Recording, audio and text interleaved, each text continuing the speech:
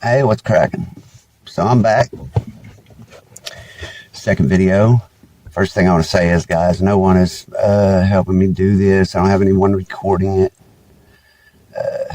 When I first got out, had a phone for 3 days, and I was embarrassed to tell anyone. I couldn't figure out how to turn it on. Things really changed in 20 and a half years, but we'll get to that. So I've got a friend that's going to help me edit these videos, and hopefully they'll come out all right. So I'm going to start where it all began. I would, for years I said I was in the wrong place at the wrong time. And other people said that I was running around with the wrong people. As much as I would like to say that that's the truth, it simply is not.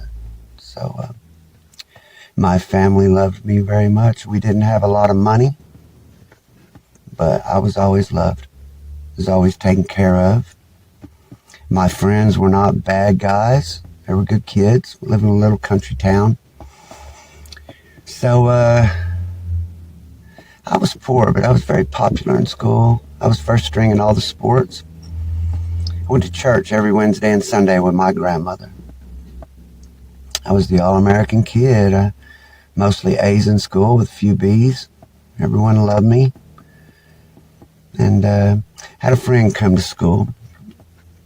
And we were kind of like in a popularity contest, I guess, rival over who would do what. And we got in this little thing where people would dare us to do things, and it became a little game that I wouldn't back down from a dare, and nor would he, and it was kind of a little competition. Well, my mother was poor, and we didn't have a lot of money, though my dad did work a steady job in the feed mill. There was just a lot of us. My mother had 4 kids, and he had 2, gave him 6 total. No help from my father. I didn't have a strong father figure in my life, but I did have good uncles, and my grandfather was a good man. So can't blame it on not having a father figure either, because my stepfather did his best. And he was a good man, and he worked every day. But for some reason, when I was 15 years old, I got this thing in my head and decided that my mother didn't love me anymore, and she was always everything to me. And she told me about a week before it happened that nothing I could do would stop her from loving me, ever. It wouldn't matter if I killed somebody. And now she'd say, I'll be damned if you didn't go do it to see. Because she spent the next 20 and a half years proving it to me, and she still does every day. My mother has always and will always be my best friend. And of course, my wife is my best friend. I say that my wife and my mother are the reason that I'm still free today. They're the reason I want to be a good man. They're the reason that now I am a good man. I may have a bad history, I may have spent 20 years in prison, but if you're on the side of the road, I'm the guy you want to see you. Because I'll help you out. So, my mother and I had a few arguments. Kenneth was having problems at home. He was my fall partner, and you'll be able to find that out in Common Records, so you needn't try to hide that. So we decided, Kenneth told me that his father dealt drugs in California. I was 15 years old, and I watched too many movies on TV. At that time, kids weren't doing drive-bys. There weren't a lot of gangs in Oklahoma. That wasn't taking place yet. It was March of 1989 when the crime was committed. So we decided we were going to run away from home. And that if we made it to California, Kenneth's father was going to give us $1,000 in cash and a fake ID and a car to drive. And we were going to come back home and drive in our car with our fake IDs, and it was going to be all good. And my family was poor, and I thought, hey, that $1,000, I'll be able to help them out. I used to work in the summertime mowing yards, helping my uncles roof houses, and I would use that money to buy my school clothes so people wouldn't know how poor I was. I would walk a mile to school because I was ashamed of the car my stepdad drove. I didn't want the kids at school, my popular friends, to see how poor I was and what I drove. I would spend the night with them, but I would never let them spend the night with me. The house I lived in, the roof leaked, and it wasn't just one spot. When it rained, we had to get buckets. That isn't why I went to prison. Doesn't matter where you live. My house was always clean, and I was always loved. So anyway, we decided we're going to run away from home. We're both daring each other. Neither one of us want to back out. We had a rifle. Kenneth had never shot a rifle. The rifle was mine. I loaded it. I don't know why. We decided we were going to rob this store for the money to run away to California. The kid who was with us that drove, he never went into the store. He wasn't going to go with us. He was just taking us there to get some beer for a party he was at. So we were going to steal some beer, some money, and we were going to run away. Unfortunately, that's not how it went.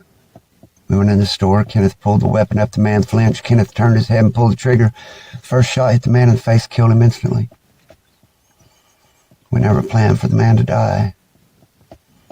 But never planned for things like that. Shouldn't have been in that situation. I should have been at home in bed. But I lied to my mother and asked her if I could spend the night at my friend's, and I would be watching Eddie Murphy on HBO. So we walked into the store, and that happened, and we run out, and all of us in a panic, in shock. We went back to my friend's house, and his mother came in, and he was bawling and throwing up. The oldest boy, he was 16. The 14-year-old, I guess, was overamped, and he fell asleep, and I kept trying to wake him up. I didn't know what to do. I was in shock. I wanted to run. He told me just go to sleep. All they had was hearsay. We were kids. If we got caught, we would go to juvenile center and we'd get out before we were 18. I had no idea. I'd never even been to anywhere. I'd never been in trouble in my life. I think I've been to the principal's office once. The only time I'd ever been away from home was to church camp for a week with my grandmother and my uncles and aunts, my cousins. So by the next morning at 9 o'clock in the morning, we were all locked up, each of us.